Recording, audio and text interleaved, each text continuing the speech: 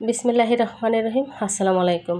আমি Aspia blog channel থেকে আসপিয়া আপনাদেরকে জানাইতেছি অনেক অনেক ভালোবাসা আর দোয়া। তো বেশ কিছুদিন আগে এই সম্রাট 999GA আইডি থেকে আমার ছোট্ট একটি ভাই কমেন্টস করছিল যে আসসালামু আলাইকুম আপু, আমি একজন ছেলে, আমি ঢাকায় ব্যাচেলার থাকি, আমি ভার্সিটিতে পড়াশোনা করি, আমার ফ্যামিলি থেকে আমাকে বাসা ভাড়া এবং খাওয়া সব নিজের 7,500 টাকা দেয়। তার মধ্যে বাসা ভাড়া 3,000 টাকা, খাওয়া দাওয়া 2,500 টাকা, এছাড়াও মাঝে মধ্যে আরও 3,000 টাকা কীভাবে খরচ হয়ে যায় নিজেও জানি না। তো স্টুডেন্ট অবস্থায় যদি কোনো ইনকাম করা যায়, যদি কোনো আইডিয়া থাকে প্লিজ আমাকে জানাবেন। তো এই সকল ভার্সিটিতে পড়া ছোট্ট ছোট্ট ভাই বোনদের উদ্দেশ্যে আজকে আমি কথা বলবো যে বাবা মার টাকার উপর নির্ভর না করে ভার্সিটি লাইফে কিভাবে টিকে থাকা যায়। সবার আগে বুঝতে হবে যে ভার্সিটিতে পড়ার সময়টা কী সময়, ভার্সিটিতে পড়ার সময় বয়সটা কী। তো এই ভার্সিটিতে পড়া মানে শুধু কিন্তু পড়াশোনা না, আমার কাছে মনে হয় এটা জীবনের সবচেয়ে বড় দায়িত্ব শেখার একটা সময়। অনেক স্টুডেন্টরা আছে যারা বাবা মার কাছ থেকে টাকা নিলে বা না নিলেই চলে না, আবার অনেকে টাকা পেলেও কিন্তু গুছিয়ে চলতে পারে না। আজ কিন্তু আমি দুইটারই বাস্তব একটা উদাহরণ দেব বা সমাধান দেব। তো একদমই প্রত্যন্ত অঞ্চল থেকে যারা এসে ঢাকা শহরে কিংবা শহরমুখীতে পড়াশোনা করে ভার্সিটিতে কলেজে, তাদেরকে বলবো যে শুধু প্রত্যন্ত অঞ্চল কেন, কিছু শহরমুখী আছে যে আমাদের মতো স্বল্প আয় নিম্ন আয়ের মানুষের ছেলেমেয়েরা যখন ভার্সিটি লেভে পড়াশোনা করে বাবা মায়ের ঘাড়ের উপর যে কত বড় দায়িত্ব বা কত বড় দুশ্চিন্তা থাকে সেটা শুধু সেই বাবা মাই জানে। কারণ আমিও একদম প্রত্যন্ত গ্রামের নিম্ন মধ্যবিত্ত পরিবারের একজন সন্তান। আমি জানি আমাদের ভাই বোনদের পড়াশোনার সময় আমার ভাইরা যখন ভার্সিটিতে পড়াশোনা করছে সেই ছোট অবস্থায় আমি দেখছি যে আমার বাবা মার কতটা কষ্ট হয়েছে, কতটা মানে দায়িত্ব নিয়ে তাদেরকে দায়িত্বের বোঝা ঘাড়ে নিয়ে চলতে হয়েছে। সবচেয়ে বড় কথা এই যে দুশ্চিন্তা, সেই দুশ্চিন্তা কমানোর জন্য কিন্তু সন্তানকে আদর্শ সন্তান হইতে হবে। তো বাবা মার কাছ থেকে টাকা না নিয়ে পড়াশোনা করার কিছু উপায় আমি সাধারণভাবে আলোচনা করব। পার্ট টাইম করা কিন্তু কোনো লজ্জা না, এটা একদম মানসিকতার একটা বিষয়। ভার্সিটিতে পড়েও কাজ করা যায়, এটা ছোট কিছু না, এটা কিন্তু ম্যাচুরিটি তার প্রমাণ করে।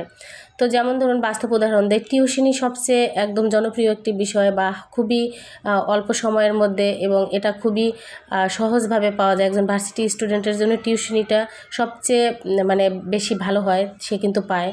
তো কোচিং সেন্টারে ক্লাস করাতে পারে, সে যদি নিজে চিন্তা করে যে আমি কোনো কোচিং সেন্টারে আমি টিচার হিসেবে ক্লাস নিব পার্ট টাইম হিসেবে, তারপর কোনো লাইব্রেরিতে সে কাজ করতে পারে, অফিস দোকানে পার্ট টাইম করতে পারে। মাসে যদি 5 থেকে 10,000 টাকাও সে ইনকাম করে, এটা মানে খুবই সহজে করা যায়, এটা খুবই বাস্তবসম্মত। এরপর আসুন সবচেয়ে সুন্দর এবং সহজ জায়গায় একটা কাজ করার কথা আমি বলবো, সেটা হচ্ছে হসপিটালে। কোনো ক্লিনিক বা হসপিটালে অথবা ডক্টরের চেম্বারে যদি আপনি একটি কাজ নিতে পারেন, তো সেই কাজটা কিন্তু আপনার জন্য খুবই খুবই সুন্দর হবে। হসপিটালে কেন বললাম যে সুন্দর হবে, এতক্ষণ অন্য অন্য যে জিনিসগুলোর কথা বললাম সেগুলো নির্দিষ্ট একটা টাইম হবে যে আপনার পড়াশোনার ব্যাঘাত ঘটতেও পারে, কিন্তু হসপিটালে যদি আপনি জব নেন সেক্ষেত্রে আপনি দেখা গেছে যে শিফটিং ডিউটি পাবেন। যেমন ধরুন আপনি সকালে ভার্সিটি কমপ্লিট করলেন, বিকালে কিংবা রাতে আপনি কিন্তু ডিউটি করতে পারবেন। এমনকি ভার্সিটি যখন বন্ধ থাকে শুক্র শনি, তখন কিন্তু আপনি শুক্র শনিও হসপিটালে ডিউটি করতে পারবেন। কারণ আপনারা সবাই জানেন যে হেলথ যে বিষয়গুলো থাকে, হেলথ যে প্রতিষ্ঠানগুলো থাকে, সেখানে কিন্তু দিন রাত 24 ঘন্টা আমাদের কর্মীর দরকার হয় এবং হচ্ছে সেখানে মানুষ সার্ভিস দিতে পারে।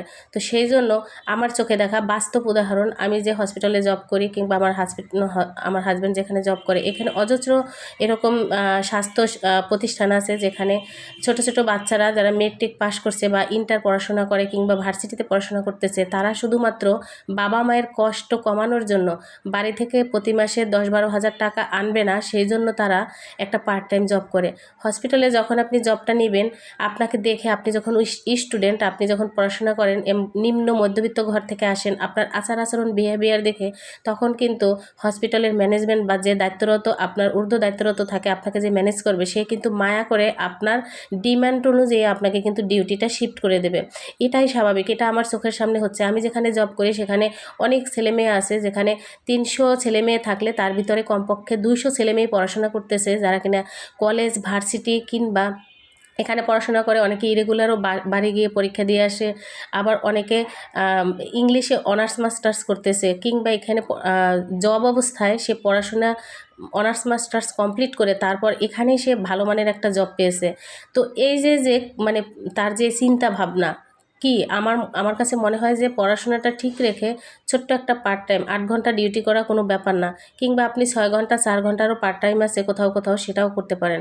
তো বাবা মার কাছ থেকে যখন 8-10 হাজার টাকা আপনি না আনবেন, নিজে ইনকাম করে আপনি ঢাকা শহরে চলতে পারবেন, তাহলে ভেবে দেখুন যে নিম্ন ঘরের বা নিম্ন মধ্যবিত্ত ঘরের বাবা মায়ের মানে কত বড় একটা উপকার হবে বা কত বড় তাদের জীবনের মানে কষ্ট কমে যাবে, সেটা আপনি নিজে নিজে বসে বসে অনুভব করেন।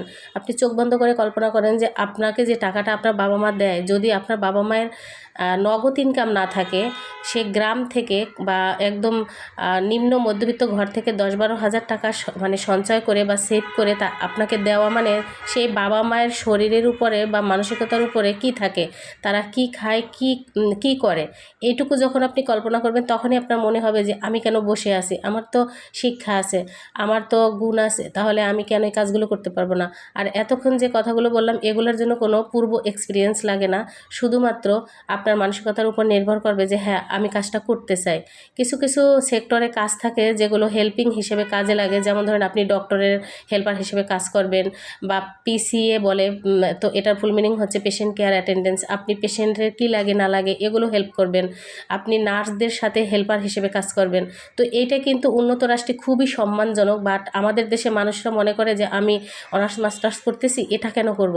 আরে ভাই, আপনি তো এটা এখন সাময়িক সময়ের জন্য করবেন, আপনার বাবা মায়ের কষ্ট যাতে না হয় সেই হিসেবে আপনি এটাকে সাপোর্ট হিসেবে নেবেন, কোনো কাজেই লজ্জার না। আপনি যদি চিন্তা করেন যে আমি বাবা মার 10-12 হাজার টাকা প্রতি মাসে এই কষ্ট করে যে দেয় সেটা আমি নিব না, এভাবে আমি কষ্ট করে ইনকাম করব, পড়াশোনা করব, যখন আপনার উপর নিজের দায়িত্ব নিজের উপর আসবে, আপনি দেখবেন যে বাড়তি যে খরচগুলো আপনি করেন, রাস্তাঘাটে যেখানে গিয়ে আপনি খরচগুলো করেন, অযথায় বিকালে বাহির হলে 20-30 টাকা 50 টাকা খরচ করে ফেলেন, যে আপনি নিজেও জানেন না, যেটা আপনি বলছেন যে আমার মাঝে মাঝে 3-4 হাজার টাকা খরচ হয়ে যায়, আমি জানি না। যখন আপনি নিজে নিজে ইনকাম করা শুরু করবেন, তখন সেই মানে টাকার যে কি মর্যাদা, টাকার যে কি মান, সেটা কিন্তু আপনি বুঝতে পারবেন। তখনই আপনার অনুভব হবে যে আমার বাবা মা তাহলে প্রত্যন্ত গ্রাম কিংবা যেখানে যে অবস্থায় আছে সেখান থেকে এই টাকাটা মানে কষ্ট করে ইনকাম করা তার জন্য কতটা কষ্টের, কতটা পরিশ্রমের।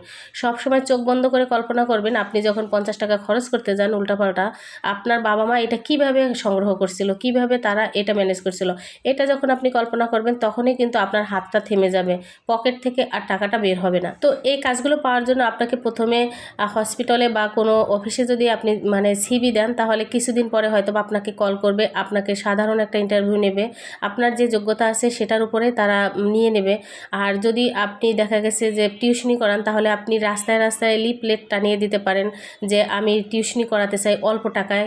এভাবে কিন্তু আপনি আপনার নিজের শ্রমটা দিয়ে আপনি কিন্তু পড়াশোনা করতে পারেন, এবং সেই সাথে দায়িত্ব নেওয়াটাও শিখে যাবে। এরপরও যদি আপনি বলে থাকেন যে আপু আপনি যেগুলো বলছেন এটার কোনো কিছুই আমার দ্বারা সম্ভব না, আমি পারতেছি না, আমি বাহিরে কাজকর্ম আমার ভালো লাগে না, পড়াশোনার ক্ষতি হয়, তাহলে আপনি বাসায় বসে কিছু করতে চান, মানে পড়াশোনার ফাঁকে আপনি আপনার হোস্টেল কিংবা আপনি যেখানে মেসে থাকেন সেখানে কিছু করতে চান, তো আমি আপনাকে সহজ একটা কথা বলবো ভাইয়া, প্লিজ আপনি যদি একটা ল্যাপটপ থাকে, কোনো কারণে যদি আপনার নতুন না থাকে, আপনি সেকেন্ড হ্যান্ডও কিনতে পারেন, তাহলে আপনি অবশ্যই ফ্রিল্যান্সিংয়ের দিকে আপনি মনোযোগ দিতে পারেন।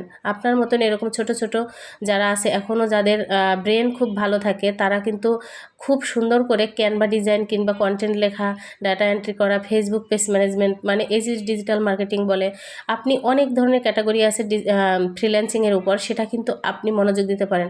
আপনাদের মতো ট্যালেন্ট ছেলে মেয়েদের মাত্র 2 থেকে 3 মাস শিখলে আপনারা কিন্তু ফ্রিল্যান্সিংয়ে সফল হতে পারেন। তো প্রথম অবস্থায় আপনি না বুঝলেও আস্তে আস্তে কিন্তু আপনি দেখবেন যে আপনার জন্য এটা সর্বশ্রেষ্ঠ ছিল এবং বেস্ট ছিল, যেখানে বাহিরে সময় না দিয়েও আপনি আপনার পড়াশোনা যখন করবেন, পাশাপাশি এই ফ্রিল্যান্সিংটা করে হাজার হাজার ছেলেমেয়েরা কিন্তু তাদের স্বাবলম্বী হয়েছে, বাবা মাকে হেল্প করছে এবং নিজের কষ্ট দূর করছে। আশা করছি ভাইয়া আপনার মতো এরকম যারা আছে সবাই এই ভিডিওটা যারা দেখবে, তারা কিন্তু আমার কথাগুলো বুঝতে যদি পারে, একটু হলেও বাবা মার কষ্ট কমাতে পারবে। তো কথার মাঝখানে একটু কথা বলি, সেটা হয়েছে দেখুন, গতকাল আমি যে ভিডিও দিতে পারি নাই, তো আমার একটা জায়গায় ইনভাইট ছিল, আমার একটা বোন আমাকে তার বাসায় যেতে বলছিল, তো আমি আপুর বাসায় যাওয়ার পরে সে অনেক দিন ধরে আমাকে যেতে বলতেছিল ছেলে মেয়েকে নিয়ে, তো সময় সুযোগের জন্য যাওয়া হচ্ছিল না। আপুর বাসায় যাওয়ার পরে আপু এই যে দেখুন আমার কি কি দিছে, সে হয়েছে আতপ চাল দিছে, একটা নারকেল দিছে, তারপর পাশাপাশি তেজপাতা দিছে। তো আমি খুব হাসতেছিলাম যে আপু তেজপাতা কেন, আমি তো তেজপাতা তেমন একটা খাই না। আপু বলছে এটা দিয়ে চা খেলে নাকি ভীষণ ভালো লাগে। আর এখানে যা কিছুই ছিল সব কিছু আপুর গ্রামের বাড়ির থেকে, সেই জন্য সে খুব শখ করে আমাকে দিছে যে তার মা পাঠাইছে, সেই জন্য সে গ্রামের জিনিসগুলো আমাকেও শেয়ার করলো যে আপু এগুলো গ্রাম থেকে আসছে আমাদের, তো গ্রামের জিনিস আপনি কেন খাবেন না, আমি একা কেন খাবো। তো আপুটার জন্য আসলে কি বলবো, অনেক অনেক ভালোবাসার দোয়া রইলো যে আল্লাহর রহমতে আপুর মাধ্যমে আমার জন্য রিজিকের ফয়সালা করছেন আল্লাহ তাআলা। তো আমি আমার ছেলে মেয়েকে নিয়ে আপুর কাছে গেছিলাম, হ্যাঁ এক শুক্রবার ছিল বলে কিন্তু একটু বেড়ানোর জন্য, ঘোরার জন্য, আর কিছু কাজ ছিল। তো আপু মানে আসার সময় কি কি যে করতেছিল আমি ভাবছি যে আপু ফ্রিজ থেকে কিছু দিচ্ছে, তখন আমি নিষেধ করার পরে জোর করে আপু দেয়। আর আপুকে বলতেছিলাম যে আপু রাতের বেলা যাচ্ছি, যদি বাচ্চা কাচ্চা নিয়ে যদি কিছু কাঁচা থাকে তাহলে অবশ্যই আপনি একটু এর মধ্যে একটু রসুন দিয়ে দেন। তো আপু কি করছে, না বুঝে কয়েকটা রসুন দিয়ে দিছে। আসলে আমাদের ছোটোবেলায় আমি দেখছি আমার মা কিংবা আমাদের চাচি বলেন, খালা বলেন, বা আমি আমার বিয়ের পরও আমার শ্বশুরবাড়িতে দেখছি যে যখন কেউ পিঠা জাতীয় জিনিস কিংবা মাছ মাংস জাতীয় জিনিস কোথাও দেয়, তাহলে তার মধ্যে একটা রসুন গোটা দিয়ে দেয়। এটা নাকি দিতে হয়, তাহলে নাকি খারাপ জিনিসের নজর থাকে না। তো যেহেতু রাতের বেলা আমি আসবো আমার বাচ্চা কাচ্চা নিয়ে, সেই জন্য কিন্তু আমি আপুকে বলছিলাম যে আপু একটা রসুন দিয়ে দেন। তো আপু একটা রসুন দিয়ে দিয়েছে। যাই হোক, তো আমার এই বোনটা মাশাল্লাহ এত ভালো এত ভালো। আপনারা সবাই আমার এই বোনের জন্য দোয়া রাখবেন, আল্লাহ তাআলা যেন তার পরিবারে সুখ শান্তি বরকত দান করেন, আমিন। তো আমি পরের দিন আসলে বাচ্চাদেরকে নিয়ে ঘুরতে বের হয়েছিলাম আমাদের বাসার নিচেই, যে এখানে একটু হাঁটাহাঁটি করি, আর মাঝে মাঝে আমার ছেলে মেয়ে সাইকেল চালায়। তো আজকেও তার ব্যতিক্রম ছিল না, আমি এক কাপ চা নিয়ে সামনে বসেছিলাম যে তোমরা হাঁটাহাঁটি করো, আমার ভালো লাগতেছে না। তো আফসানা হাঁটতেছিল আর ছেলে হচ্ছে সাইকেল নিয়ে ব্যস্ত ছিল। মাঝে মাঝে ওদেরকে নিয়ে আমি বের হই, সন্ধ্যার পরে ছাড়া সময় হয় না, সেজন্য এভাবে মাঝে মাঝে আমি যখন বৃহস্পতিবার বা শুক্রবার এভাবে ওদেরকে নিয়ে বের হই। পরিশেষে আমি আমার ভাইয়ের উদ্দেশ্যে বলবো, কিংবা এই ধরনের ছোট ছোট যারা আছে আমার বয়সে অনেক ছোট, আপনারা যারা ভার্সিটি লাইফে পড়াশোনা করেন তাদের উদ্দেশ্যে বলবো যে ভার্সিটি মানে শুধু সার্টিফিকেট না, এটা নিজেকে দায়িত্ববান মানুষ বানানোর একটা জায়গা। বাবা মার উপর চাপ না হয়ে শক্তি হয় একজন ভালো সন্তানের পরিচয়। তো দেখুন, এটা হচ্ছে নিজেকে দায়িত্ববান বানানোর একটা জায়গা। বাবা মার উপর চাপ না হয়ে শক্তি হয়েছে একজন ভালো সন্তানের পরিচয়। আপনি না, শুধু আমাদের মতো নিম্ন মধ্যবিত্ত ঘরের সন্তানরা এভাবেই চলে, এভাবেই কষ্ট করে স্ট্রাগল করে বড় হয়। তো এইটা নিয়ে ভাবার কিছু নাই, আপনি শুরু করে দেন, আপনি আজকে থেকে নিজেকে পরিবর্তন করেন।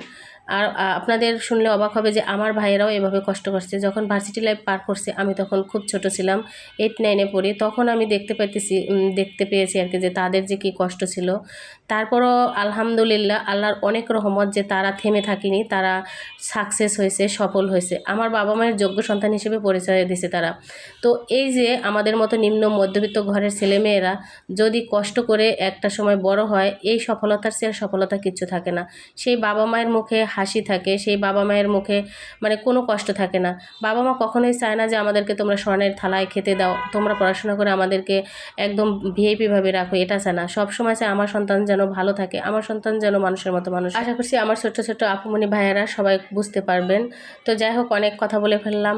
তো সেই সাথে বলবো যে আজকের ভিডিওটা যদি আপনার ভালো লাগে, প্লিজ আপনি আপনার প্রিয়জন বা আপনার যে ভাই ব্রাদার আছে যারা ভার্সিটিতে পড়ে এভাবে কিছু করতে চায় বা হতাশ, তাদেরকে ভিডিওটা শেয়ার করবেন, হয়তো বা এই কথাটা শুনলে তার কাজে লাগতে। তো আজকের ভিডিওর একদম শেষ প্রান্তে চলে আসছি, ভিডিওটা রিপিট টেনে আবার দেখালাম আপনাদের, সেজন্য ক্ষমা প্রার্থী।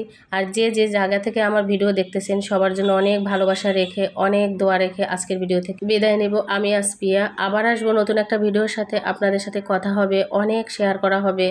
সেই পর্যন্ত সবাই যেন অনেক বেশি ভালো থাকেন, অনেক সুন্দর থাকেন। মহান রাব্বুল আলামিনের কাছে আপনাদের জন্য দোয়া ও ভালোবাসা রইল, আমার জন্য দোয়া রাখবেন। আল্লাহ হাফেজ।